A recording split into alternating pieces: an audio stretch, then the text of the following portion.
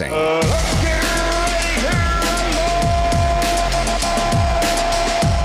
This is a special bonus edition of 5 Live Boxing. It's a big fight, in case you haven't heard. 94,000 people are going to be at Wembley, and I'm on a balcony of a hotel just across from Wembley, and I can see the arch. It's there, the arch that you're meant to be able to fly a helicopter through, which is clearly preposterous. But hey-ho, I mean, people make these claims, and they exist. There was a press conference today. They finally came together. Tyson Fury separated from Dillian Whyte by just Frank Warren, the promoter. They were together for 90 or so minutes. I'm not going to give too much of it away. We'll hear from Dillian Whyte a little bit later in the show. But I'm joined by one of my friends, colleagues, a man I respect. In fact, I've respected him before I even knew him. Mark Kriegel's up with me on the balcony of this hotel, Mark. First of all, thanks for joining me. Instant reaction. The press conference. They came together. There's been a lot of talk, and then it was a loving. It was a bit gentle for me, Steve. I mean, don't you think? I mean, at the end of the day, I mean, first of all, I'm accustomed by now to Tyson Fury, being the provocateur and the master, the MC of all these damn press conferences. And at the end of it, again, it was like a loving, but you had to rely on John Fury. Gypsy John steps up. John Fury and Dillian's brother to Dino. smoke things up at the end. But again, it was a bit gentle, I thought. Now, Dillian, I spoke to Dillian afterwards, and I went for a day. I know you and I talked about this because you had a day in Morecambe with the Furies, and I had a day in Portugal with Whyte. I saw that. Whyte and co. And now, what's interesting is Dillian said, "I'm not sure what he's going to do, Steve. He might be my best friend. He might shake my hand and smile. He might get in my face." So he was prepared for it. And as shocked as I was, he does have form for doing that. He's done that in the past, Mark Tyson. He's flipped what you expect. But think about this, though. They're British heavyweights of the same generation, and the entire world has changed between the time they came up in the early part of about a decade ago. Absolutely. Till now. It's a British division. Yep. In many respects. It's a British sport. And what you have here, I envy you, because we couldn't do this in the States. Yeah. You have 94,000 in a major stadium. You could not do that in America. I know. Otherwise, Bob or Aram or Don King would have built the stadium many years ago. Or they would have gotten someone else to build it. Sorry about that. And someone I stand corrected. Don and Bob for sure. But but this kind of fight is an anomaly in the States. Look, I grew up 2 blocks from Madison Square Garden. There's still a New York chauvinist in me, even though I wouldn't go back there. And obviously, we both go to a lot of fights in Vegas. But you could talk about Vegas or the Garden till you're blue in the face. I don't give a damn. In the 21st century, this is the place. If you really want to consecrate your fame as a boxer, as a fighter, it's this place. I mean, we don't have 80,000 for Froch and Groves. We don't have 90,000 for Joshua and Klitschko, and we sure as hell don't have 94,000, for Fury and Dillian Whyte. I mean, I remember talking to fighters over... God save the Queen. Yeah, God save the Queen, indeed. I remember talking to fighters over the last 5 or 6 years of different American fighters. Errol Spence, Floyd Mayweather, Terence Crawford, and they've all wanted to fight at the O2 or the Manchester Arena or outdoors. You're absolutely right. We're leading the way. Let's get back to the conference. Yeah. Because they were exchanging pleasantries and they were exchanging memories. Tyson came out with that great line when he said that we used to sleep together. And he pointed out he meant in the That same... was the one moment he actually caravan. became Tyson Fury. Yeah, just for a second, yeah. But, we spoke about that in Morecambe. And I think at the end of the day, they do have a fair amount of respect and affection for each other because they did their apprenticeship together. They're of the same generation. And not only do they end up here at Wembley, but the perception, certainly of British heavyweights, has changed. I think it began to change long before that, but now it's come full circle that the world looks to Britain to produce the best heavyweights. Yeah. And if you're as old as we are, we all remember goofing on the British heavyweights. Yeah, of course. That guy no longer exists. Yeah.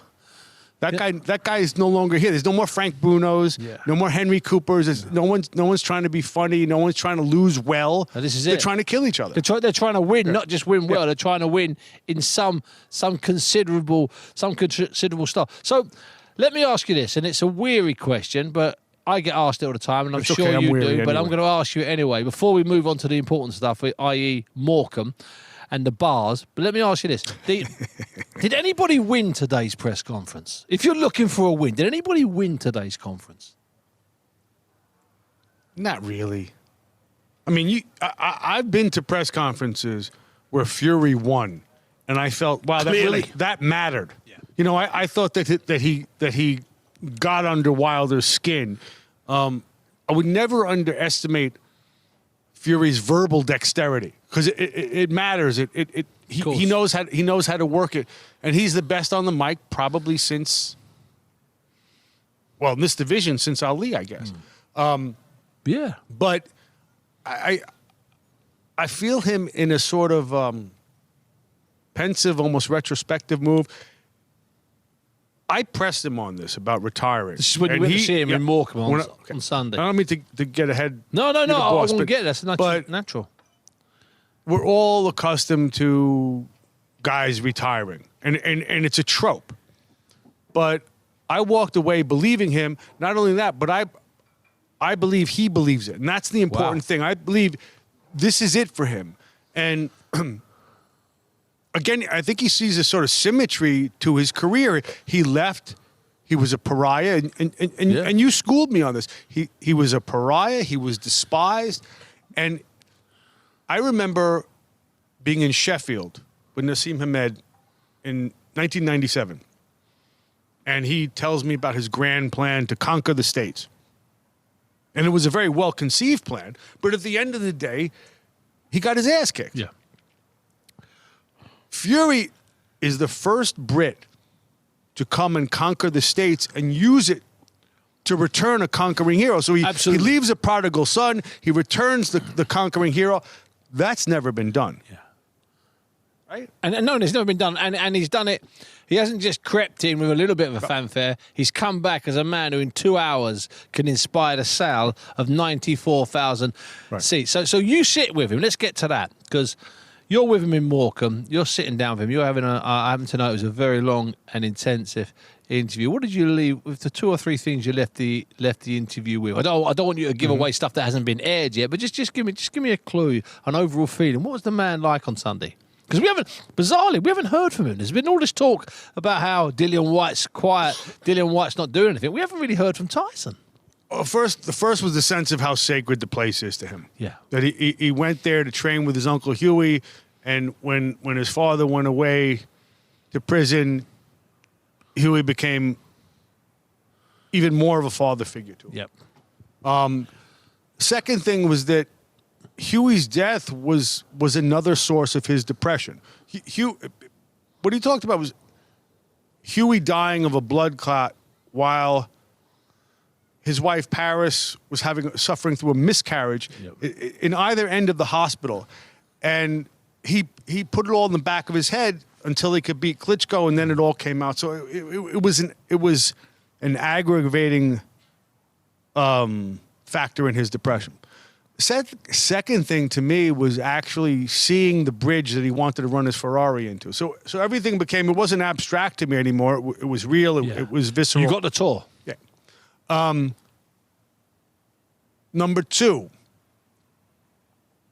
he says he's going to knock Dillian Whyte out. And Sugar Hill said this before. There's been a shift in Fury, physically, stylistically, that he began as a kind of cute heavyweight, a craftsman, very nimble. But he was also a baby then. He was also a baby in heavyweight terms then, Mark. But now he's more like his ancestry. Now he's fighting like a kind of gypsy king. And I think he likes that. He loves it. Now whether or not that makes him vulnerable to Whyte is an interesting question, because if you're Whyte, you don't want him to box. You want him to, of course. White's best shot is come inside. Have a fight with me. The third thing that was most striking, whenever you hear a fighter, especially a fighter whose price tag is very high, like Fury's, talk about retirement, the first thing you think, it's nonsense. Okay, I'm bidding my price up. I want everyone to love me. I thought about him telling me I'm going to retire the same way that I first heard him tell me I'm going to walk across the ring and beat up Wilder. I didn't believe it. Yeah. But by the time I left, But you knew he did. he did. That and now I don't know if this will change. I don't know if Paris will be sick of him being at home after 6 months or 9 months or a year. Or he'll be sick of. But he goes, no, this is it. He goes, I've never lied. When I set out to do something, I do it. I believe that he believes he will retire. And he goes, what does he need more money for in Morecambe? Yeah. So I said, what about these 3 other belts? What about the winner of Usyk Joshua? He goes, I don't care. And that's the beauty of Tyson Fury, is that he can make himself believe. He can also make you believe. And I know better now. Look, I laughed in his face when he says, "I'm gonna knock out Deontay Wilder." We all did. Now, what's interesting, Mark, is I'm wondering if that moves gently into the way he was at the press conference, because he seemed really peaceful today. You know what I mean by that? Not only was he not animated and there was no screaming and no stupidity, there wasn't a shout of a dosser first time for several years, but didn't he seem at peace? Didn't he seem calm? It's an interesting point you just brought up because I think you're right. I think that he was, you never know what a fighter's feeling inside, but I do think that sense of restraint at the press conference, which we never hear from him, is a sign that he believes that this is it. Yeah. And if it is, wow.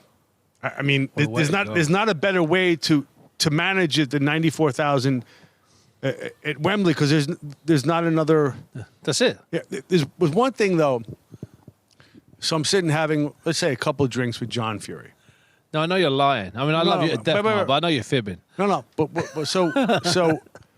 But Fury said, he would, Fury the elder now, John, sit around the campfire, and he would tell the young kids who wanted to fight, let me break your nose so you know a good man's done it. And But part of me wishes that Tyson would hang around just long enough to rough up the next kid. And what Tyson said is, Mark, sooner than you think, there'll be another kid. He'll be good looking. He'll be coming along. He'll be knocking everyone out, and I'll be gone. I'd like Fury to stay around long enough to take a shot at breaking that kid's nose. Well, what I don't want to see is him go for 18 months, 2 years, 2.5 years, balloon up, swell up, and then come back. So if he goes, I'd like to see him go. Now, on the subject of the way how calm the press conference was, I caught up with Xavier Miller. He's the trainer, the young. He's young. In fact, he's not as young as he looks. The guy that's been with Dillian since the first Povetkin fight. And you know what? He's a decent guy. He's a nice guy. I caught up with Xavier Miller. And the first thing I asked him was quite simple. Did he expect the loving that we saw? Not really, to be honest with you, not really. I mean, there hasn't been like the build-up of press conferences and conversations anyway. So, guys have been apart, a lot of time to think, a lot of time to train, and really focus on the fight. So I wasn't really expecting too much anyway, to be honest with you. So no one really had too much to say. I didn't have anything to say at all, to be honest with you. So. And it did seem, I mean, I know they were friends, they were friends, but it seemed like a couple of our friends getting together after a 10-year gap. There were moments there when I thought they were going to call for, some more snacks and another drink. Yeah, I mean, with Tyson, he's very unpredictable. You don't know what you're going to get with him. Dillian is always on smoke. Dillian's always ready. So he said that to me. He said I was ready. Whatever he's going to bring, Dillian's going to be ready for it, just like he'll be ready on Saturday. So I didn't really expect anything else. I mean, listen, it's a press conference. The most important thing, obviously, on stage, it got a little bit heated. Need to make sure that our guys are on the stage as well to make sure we make it to the fight on Saturday. What happened at the end, Xavier? Because I've heard several versions. I was 10 feet away. You were, a foot away. What happened? Yeah, it's a head-to-head. Listen, they're fighters. And you've been in training camp for weeks. So, of course, confrontation is real. And, but that's expected. But, you make sure you got your clientele. I mean, a lot of guys are not boxers, but a lot of them are heavyweights up there anyway. So big lumps. The security got to do a good job, but you got to make sure your people are there as well, So just to keep everything good. And now you're here. You've walked through the tunnel like the football teams do and like fighters have been doing in this fantastic stadium for the last few years. You look at it. I mean, it's big, but when you get here, you're reminded of just how big it is. Will you try and get in on Friday night or Saturday just to have a little run through, a walk through, get a feel for it? I don't need to. Honestly, I'm at home. I mean, my club is Neasden IQ. Just down the road. Which is just down the road. So I really am at home. I've basically grew up around here. So I'm very, very comfortable, but I'd be comfortable anywhere. I've been in boxing since I was like 11, 12 years old. So, I'm always the guy that's calm, always the guy that's very confident. But that's from schooling. I've been around the game too long. Now, Dillian talks about the blinkers when he comes out, that he's not going to be bothered about people. It'll be the blinkers getting to the ring. Seems to me, Xavier, that's the same attitude you've got. Forget the 94,000, forget the expectation, the cameras, the crowd, the screaming people holding up babies. You just got to get your man to that ring, inside that ring. Is that the attitude? Yeah, I see it a lot different to a lot of people. For me, it's excitement. Because I was being prepped to be a fighter and be a world champion, and unfortunately for medical reasons I didn't get a license. Me and my coach spoke about this for years, and it's just this was the dream. This was the dream. So it was just, and then sometimes life takes you a different direction. Became a coach, decided to pass on what I'd been taught from a great coach, and listen, I'm just prepped for this moment. Listen, and me, my family, my friends, we always knew that I was going to be involved in a big fight. So it was never going to be a surprise to us. Obviously, you don't know who you're going to meet on your journey, but yeah, I'm really. You knew you were going to meet someone. Of course, yeah, definitely. When you work that hard and you spend that much money investing in yourself and travel all around the world, watching different coaches in different gyms, going Germany, going to America, I spent a bunch of money, because I wanted to be the best I could possibly be. So that's what I did for a long, long time. So yeah, that's why I'm prepped and ready to go now. What do you think it'll be like? You're walking out. I know that, it's not about the fans. It's just about you getting to the ring. But you're only a human being. You're walking out. There's a giant roaring lift. Everybody's got their phones up with the lights on. And you've just, you're literally got your hand on Dillian's shoulder as you walk to the ring. That's got to be a great feeling, isn't it? Yeah, definitely. I mean, listen, who wouldn't want to be involved in a fight of this magnitude? I mean, honestly, this is, like I said, this is the dream. And Dillian, so proud of him, because when I met him a couple of years ago, I said to him, there's some boxes we need to tick. We need to work on A, B, C, and D, because you're a good fighter. I want you to be great. I want you to be a complete fighter. And he's worked really, really hard on those things. I'm more proud of him for that than more than anything else, because I knew he was going to get his shot, because you've beaten so many good guys. You've done it the right way, and eventually you will get your reward. And he's going to get it on Saturday. Xavier, thanks very much for your time. You're welcome, Auntie. Take care. So Xavier Miller there, and he's, as I say, he's a decent guy.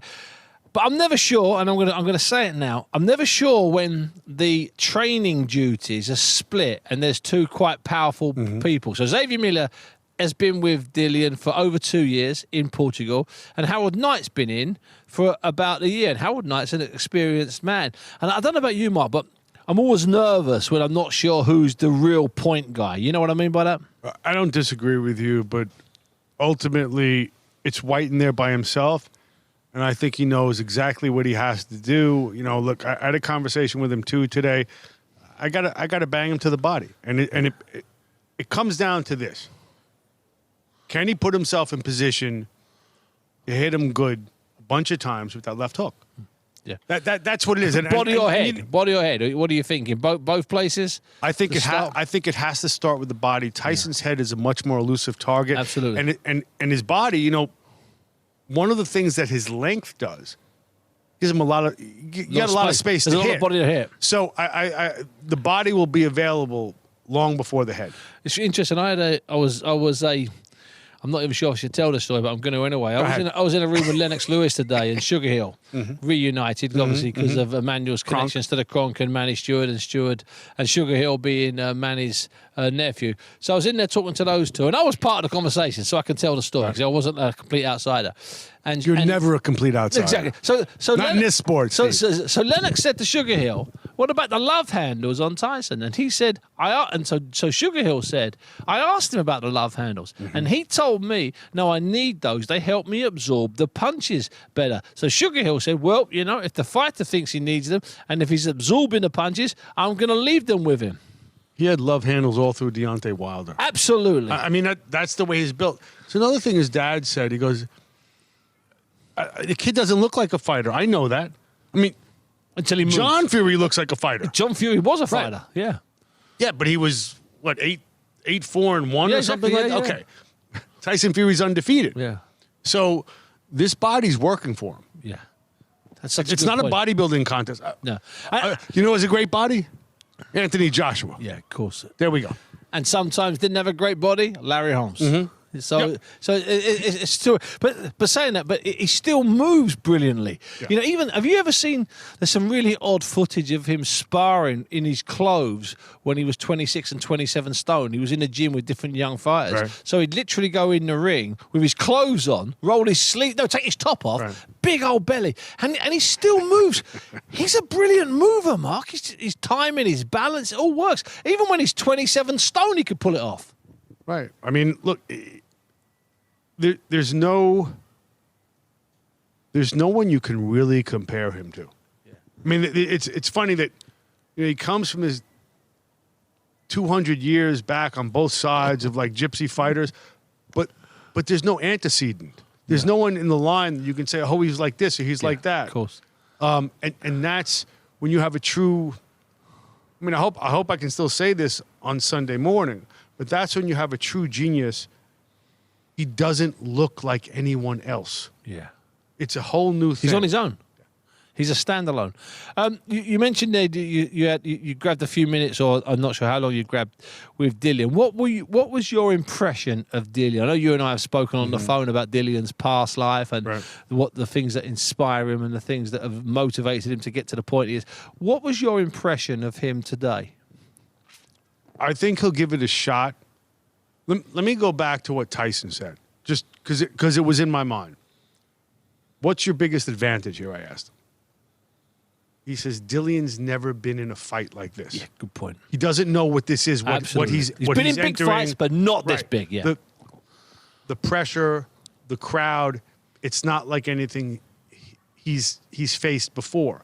And I think that there's an element of truth to that. Now, the question is, does Dillian Whyte have the personality to rise under those circumstances or not? Because it is a different thing, and it was pretty extraordinary to actually sit in Wembley and to feel how when you're massive outside, it is. when you're outside, I didn't even Dillian today, yeah. And that's with no one there. Yeah, of course. But these are fighters. They're used to fighting indoors. They're not used to a spectacle that Of course. that massive. So, you know, I think Tyson raises a good point. It's how he reacts to that, and he doesn't know. I think Tyson knows. Well, in all fairness, I'd posit something. I'd say that I spoke to Anthony Joshua before the fight against Usyk, and he said, I went over it in my mind what it would be like walking out to a stadium fight. His first fight, his fight with Klitschko, his first of his stadium fights.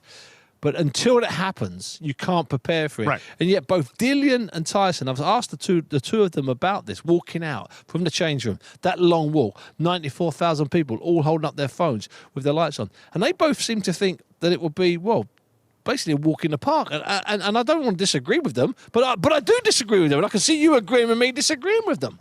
I don't agree with him. I Absolutely. do think that Tyson is there, and one of the things that you need, it's a job requirement for being heavyweight champion of the world. You need to think of yourself in larger than life terms. Your ego has to be, you know, the size Untouchable. the size of Wembley. Absolutely. The size of the Arsenal, you can fly a helicopter in. I don't know if Dillian has that. I don't know. I know that Tyson does. Tyson does think of himself in these majestic, grandiose terms. That can make you vulnerable, but you still need it to get from the dressing room to the ring and to be able to perform. Mark, one thing that I can tell from just talking to you briefly out here on the balcony, and that's how much you're looking forward in a few days' time of walking 100 or so meters from your hotel door and sitting down 10, 12 feet from the ring in front of 94,000 people. And I always tell people this when we're live on 5 Live. I say, you know what? It's a privilege. and we're privileged to be here. Because it is a privilege, isn't it? Look, this is something I've never seen before. I've never been to before. The last fight I covered outdoors, probably Caesar's Palace. It might have been the rematch De La Hoya Chavez. And it wasn't... So about 18,000, 17,000, something like that. This is 5-6 times that. I've never seen this. I've been doing this for a while. I've never seen this, and I had to come, I had to come to London to see it. So I wish you guys well because you're keeping me in business. Listen, we might have 2 or 3 more this year. Don't worry about that, Mark. It's been an absolute pleasure. Now, I'm not going to say goodbye to you just yet because I want to play you a little bit. I grabbed Dillian basically between the two of us. I didn't have a scheduled spot, so I managed to grab a spot because you're a hell of a reporter. Well, Steve. I did my best, and it was a walk-in slot, and it was a walk-in tour to an exit that no one knew where we were going. So it's a bit chaotic. But here's me and Dillian trying to leave underground at Wembley and resurface. Have a little listen. Tyson Fury he does all kind of unpredictable stuff. So I'm waiting for you. Yeah. He does all kind of unpredictable. You tell me which way, boys. Okay, let's go. Yeah, let's go. He does all kind of unpredictable Thank you. stuff. So I was ready mentally and physically for whatever he brings. Anyway, I didn't have my mind set on one thing. Because he was really happy to reminisce, wasn't he? He was happy to talk about the old days. He was happy with all that stuff. Yeah, because there's a warrior code here, and me and him both understand we're both dangerous to each other, and we both understand the warrior code, and you understand that I'm not like Wilder than these other guys. I'm a different kind of guy, mentally and physically. So there was no need for anything No, dramatic. and he knows. I'm not. If you step to me, then it would have just. It would have been a lot of problems. It would have been a lot of problems. I was ready. Me and my homies was up there. We was ready for whatever. Now, dude, you're in the thick of it now. You've had your retreat. I was lucky enough to see you in Portugal. You're here in the thick of it now. Are you glad you're here now? Glad you're here? Got a bit of a feel for it. I'm glad I'm here. Obviously, it's been a different build-up, but this is like I remember. It reminder that it's a big fight. It's a big event. Obviously, I'm just glad. I'm fortunate enough to be in this position to bring my people out, trying to inspire people and kids that come from the same background, and any so unfortunate kids that let them realize that work hard, believe in yourself. Listen, we're bringing people to these fights from the hood who have never gone to a boxing fight. So for me, it's good. I was reading and talking about your Sunday smokes that you used to do. Sunday smoke. Yeah. Tell me about it. It sounds incredible at the Miguel's. You know what? We used to use it as a way to get people, because some gyms would not spar with each other because same area and they fight each other and stuff. We use it. So you had an open policy, anyone from anywhere? Yeah, anyone from anywhere. And also, if you had a problem with someone, instead of stabbing someone or shooting someone, you could just come to the gym and have a punch up and just leave it there. And also, it's a way of getting the community into boxing, giving back to the local community, and obviously, and it's a way of, because boxing done a lot for me. Changed my life, changed my mindset. Saved your life. Saved your life. Saved my life, changed my mindset. I've met people through boxing. I've been places through boxing. So just introduce me to boxing. Hopefully I can try and change someone's life the same way it changed my life. I'm not going to sit and be like, oh yeah, I'm going to set up this and do this and this. No, I'm just trying. You've just gone on and done it. I'm just trying.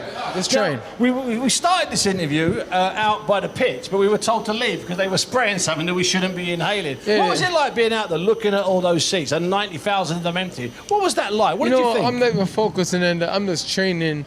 I'm focused on what I got to do, and I'm sure on Friday when I weigh in Saturday night, it's going to all sink in and all become a reality. But for now, I'm just chilling, Listen, we're at your bus, at your gate. You've got your team here. I don't know if there's enough seats in that bus for your team. Thanks so much for your time. Thank you. Cheers, Stephen. Thank you. See you Friday at the weigh-in. Thank you. So, Mark, I left Dillian by his car. In fact, I was sort of ushered away. It's been a long, old day. Now, I told a couple of people today, look, I'm not doing a prediction today because I've fancied Tyson Fury for a very long time, but I've always thought Dillian had a really good chance, and I'm beginning to think Dillian's maybe got a slightly better chance than I thought. So I'm going to hold off on my prediction. So is it too early to ask you, Mark, for something that resembles a prediction? I don't do predictions, but I'll make an exception for the great Steve Bunce.